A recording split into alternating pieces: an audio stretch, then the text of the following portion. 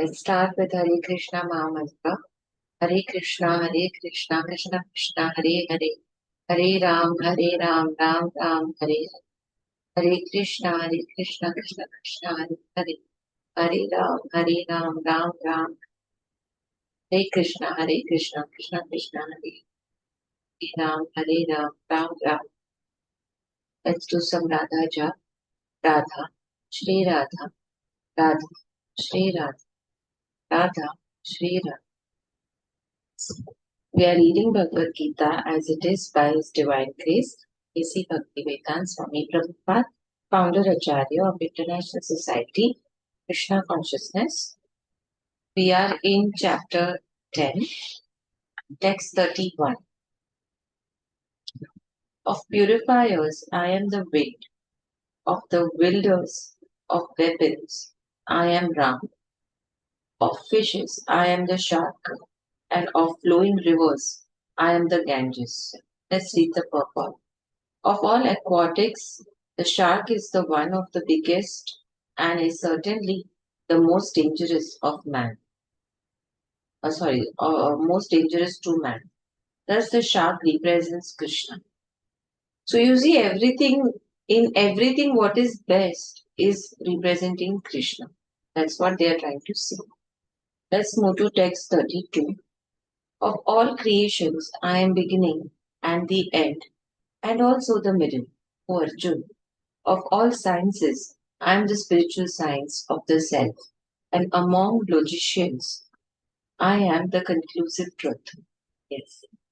Let's read the purport. Among the created manifestations, the first is the creation of the total material elements. As explained before, the cosmic manifestation is created and conducted by Mahavishnu, Garbhodakshyayi Vishnu, and Shirodakshyayi Vishnu. And then again it is annihilated by Lord Shiva. Brahma is the secondary creator. All these agents of creation, maintenance, and annihilation are incarnations of the material qualities of the Supreme Lord. Therefore, He is the beginning, the middle, and the end of all creation. For advanced education, there are various kinds of books of knowledge, such as the four Veds, their 6 supplements, the Vedanta Sutra, books of logic, books of religiosity, and the Puranas. So altogether, there are 14 divisions. There are 14 divisions of books of education. Of these, the books which represent Adhyatma Vidya, that is spiritual knowledge, in particular, the Vedanta Sutra represents Krishna. Among logicians, means the people who are always talking logic or all about logic, there are different kinds of arguments. Supporting one's argument with evidence that also supports the opposite side is called jalpa. Merely trying to defeat one's opponent is called vitanda. But the actual conclusion is called vad. This conclusive truth is a representation of Krishna. Let's move to text 33. Of letters, I am the letter A, and among compound words, I am the dual compound. I am also inexhaustible time, and of creators, I am Brahma. So he is trying to say that he is everything, he is everywhere. And wherever you find a conclusion and wherever you find a creation, it is me. So they also say that, in earlier years, Earth was not having any mountains, any trees. It was not having any of these things. Earth was just a round ball. So all of these things which has come into play is due to our manifestation. The humans, even the soul's manifestation. That okay, I want something like this, and it will just manifest it, and then it will be like, oh, it has turned out into a mountain. So it's all manifested by the souls. Let's read the purport. Akar, the first letter of the Sanskrit alphabet, is the beginning of the Vedic literature. Without Akar, nothing can be sounded. Therefore, it is the beginning of sound. In Sanskrit, there are also many compound words, of which the dual word like Ram, Ram, Krishna, is called Dvandva. In this compound, the words Ram and Krishna have the same form, and therefore the compound is called dual. Among all kinds of killers, time is the ultimate because time kills everything. Time is the time is the representative of Krishna because in due course of time there will be a great fire and everything will be annihilated. Among the living entities who are creators, Brahma, who has 4 hands, is the chief. Therefore, he is the representative of the Supreme Lord Krishna. Let's move to text 34. I am all devouring death, and I am the generating principle of all that is yet to be. Among women, I am fame, fortune, fine speech, memory, intelligence, steadfastness, and patience. Let's read the purport. As soon as a man is born, he dies at every moment. Thus, death is devouring every living entity at every moment. But the last stroke is called death itself. So, yes, we are dying every day. If you see, so many cells in our body are dying and getting recreated, right? That's why we say we are aging, right? We age. So, we have a cycle. So, how that cycle is happening? Because something is dying and something else is growing up. Something is dying and something else is growing up, depending on how you eat, right? Depending on what quality of food you are eating, what quality of energy you are giving to your body, right? The death is Krishna. As for future development, all living entities undergo 6 basic changes. They are born, they grow, they remain for some time, they reproduce, they dwindle, and finally they vanish. Of these changes, the first is deliverance from the womb, and that is Krishna. Krishna's name is only having kra, that crush. Crush means delivery.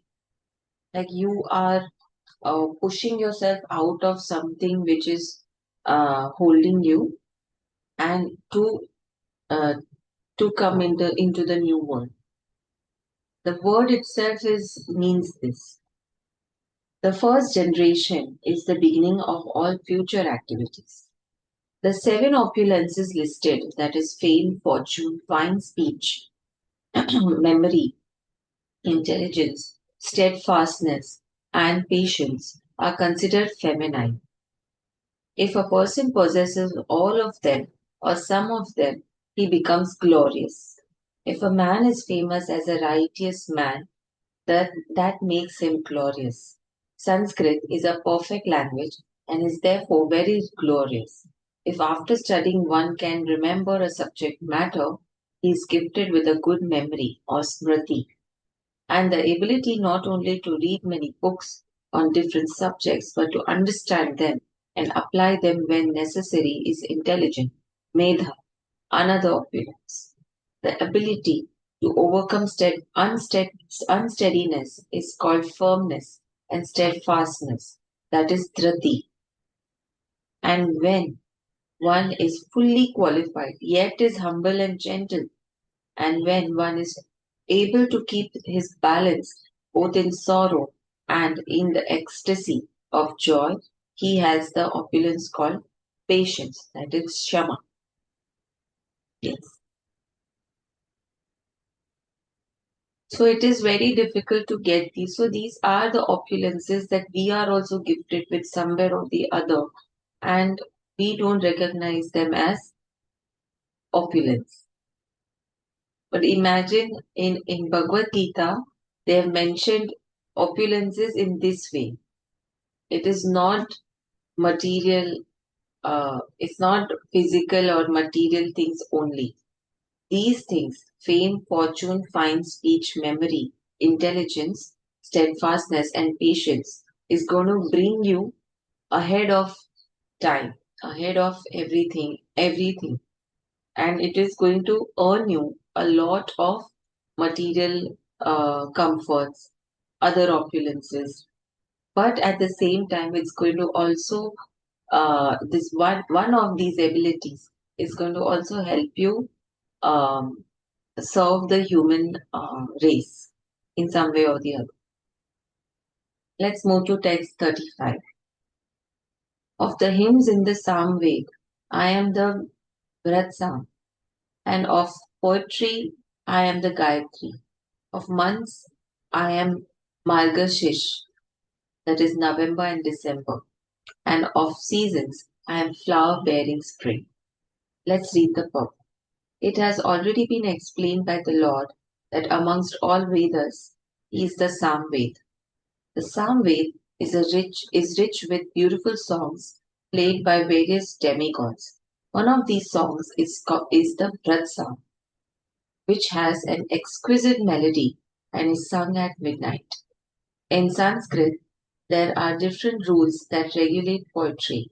Rhyme and meter are not poetry, and rhyme and meter are not written whimsically, as in much modern poetry. Amongst the regulated poetry, the Gayatri Mantra, which is chanted by the duly qualified Brahmanas, is the most prominent.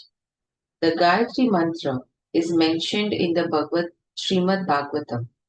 Because the Gayatri Mantra is especially meant for God realization, it represents Supreme Lord. This mantra is meant for spiritually advanced people, and when one attains success in chanting it, he can enter into the transcendental position of the Lord. One must first acquire the qualities of the perfectly situated person, the qualities of goodness, according to the laws of material nature, in order to chant the Gayatri Mantra. The Gayatri Mantra is very important in Vedic civilization and is considered to be the sound incarnation of Brahman.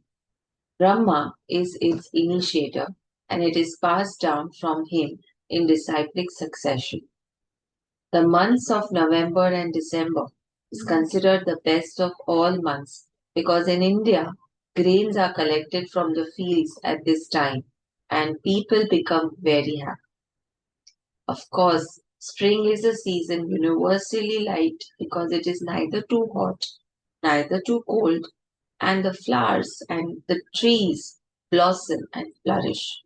In spring, there are also many ceremonies commemorating Krishna's pastimes.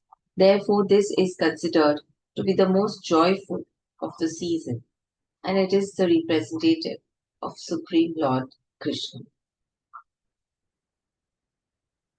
Let's move to text 36. I am also the gambling of cheats, and of the splendid I am the splendor. I am victory, I am adventure, and I am the strength of the strong. Yes. So what we are trying to say that when you achieve something, you've achieved Krishna. Don't think that you've achieved for yourself.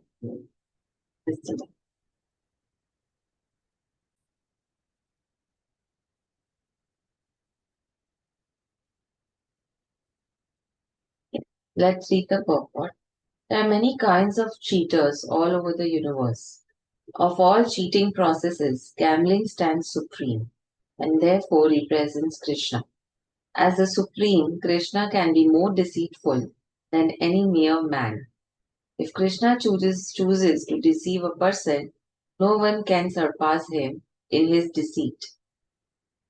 His greatness is not simply one sided, it is all sided. So, among the victorious, he is victory, he is the splendor, of the splendid. Among the enterprising and industrious, he is the most enterprising, the most industrious.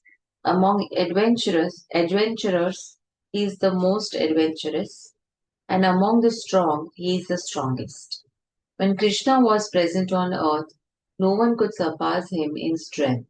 Even in his childhood, he lifted Govardhan hill. No one can surpass him in cheating.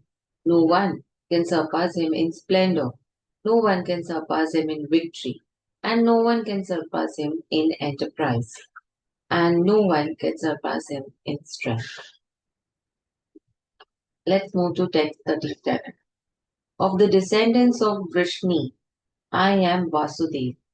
And of the Pandavas, I am Arjun. Of the sages, I am Vyas. And among great thinkers, I am Ushana. Let's read the purport. Krishna is the original Supreme Personality of Godhead, and Baldev is Krishna's immediate expansion. Both Lord Krishna and Baldev appeared as sons of Vasudev, so both of them may be called Vasudev. From another point of view, because Krishna never leaves Vrindavan, all the forms of Krishna that appear elsewhere are his expansions. Vasudev is Krishna's immediate expansion, so Vasudev is not different from Krishna. It is to be understood that the Vasudev referred to in this verse of Bhagavad Geeta is Baldev or Balram, because he is the original source of all incarnations and thus he is the sole source of Vasudev. The immediate expansions of the Lord are called Swamsha, that is personal expansion. And there are also expansions called Vibhina, Vibhinasha, Vibhinamsha, separated expansions. Amongst the sons of Pandu, Arjun is famous as Dhananjay. He is the best of men and therefore represents Krishna. Among the Munis or learned men conversant in Vedic knowledge, Vyas is the greatest because he explained Vedic knowledge in many different ways for the understanding of common mass of people in this age of Kali. And Vyas is also known as the incarnation of Krishna. Therefore, Vyas also represents Krishna. Kavis are those who are capable of thinking thoroughly on any subject matter. Among the Kavis, Ushna, uh, Shukrat, Shukracharya was the spiritual master of the demons. He was an extremely intelligent and far-seeing politician. Thus, Shukracharya is another representative of the opulence of Krishna. Let's move to text 38. Among all means of suppressing lawlessness and punishment, and of all of those who seek victory, I am morality. Of secret things I am silence, and of the wise I am wisdom. Let's read the purport. There are many suppressing agents, of which the most important are those that cut down miscreants. When miscreants are punished, the agency of chastisement represents Krishna. Among those who are trying to be victorious in some field of activity, the most victorious element is morality. Among the confidential activities of hearing, thinking, and meditating, silence is most important because by silence one can make progress very quickly. The wise man is, is he who can discriminate between matter and spirit, between God's superior and inferior natures. Such knowledge is Krishna himself. Even the knowledge is Krishna. Let's move to text 39. Furthermore, O Arjun, I am generating seed of all existences. There are no being, moving or unmoving, that can exist without me. Let's read the purport. Everything has a cause, and that cause or seed of manifestation is Krishna. Without Krishna's energy, nothing can exist. Therefore, he is called omnipotent. Without his potency, neither the movable nor the immovable can exist. Whatever existence is not founded on the energy of Krishna is called Maya, that which is not. Let's move to text 40. O mighty conqueror of enemies, there is no need to my divine manifestations. What I have spoken to you is but a mere indication of my infinite opulences. Yeah. Let's read the purport. As stated in the Vedic literature, although the opulences and energies of Supreme are understood in various ways, there is no limit to such opulences. Therefore, not all the opulences and energies can be explained. Simply a few examples are being described to Arjun to pacify his inquisitiveness.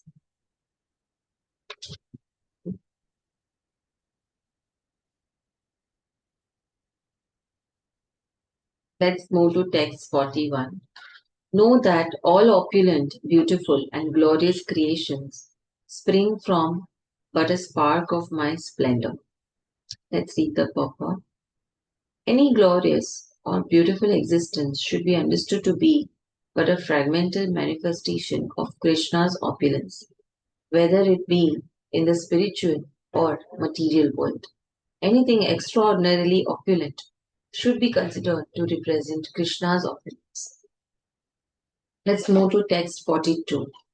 But what need is there, Arjun, for all this detailed knowledge? With a single fragment of myself, I pervade and support this entire universe. Let's read the purport. The Supreme Lord is represented through the entire material universes by his entering into all things as the Super Soul. The Lord here tells Arjun that there is no point in understanding how things exist in their separate opulences and grandeur. He should know that all things are existing due to Krishna's entering them as Super Soul.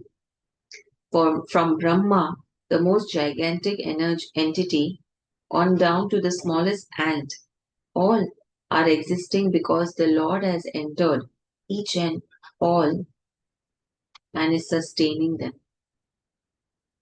There is a mission that regularly propounds that worship of any demigod will lead one to the supreme personality of God or the supreme goal. But worship of demigods is thoroughly discouraged herein because even the greatest demigods like Brahma and Shiv represent only a part of the opulence of the Supreme Lord. He is the origin of everyone born, and no one is greater than him. He is a Samrudhva, which means that no one is superior to him and that no one is equal to him. In the Padma Puran, it is said that one who considers the Supreme Lord Krishna in the same category with demigods, be they even Brahma or Shiv, becomes at once an atheist.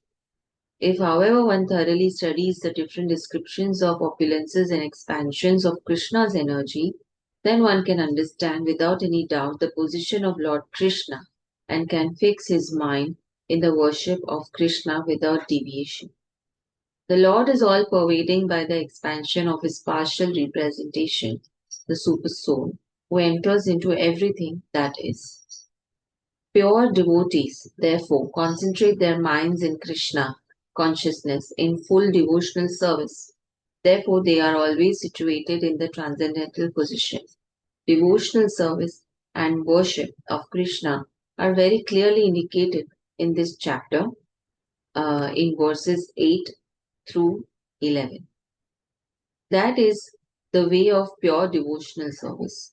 How can one attain the highest devotional perfection of association with the Supreme Personality of Godhead has been thoroughly explained in this chapter.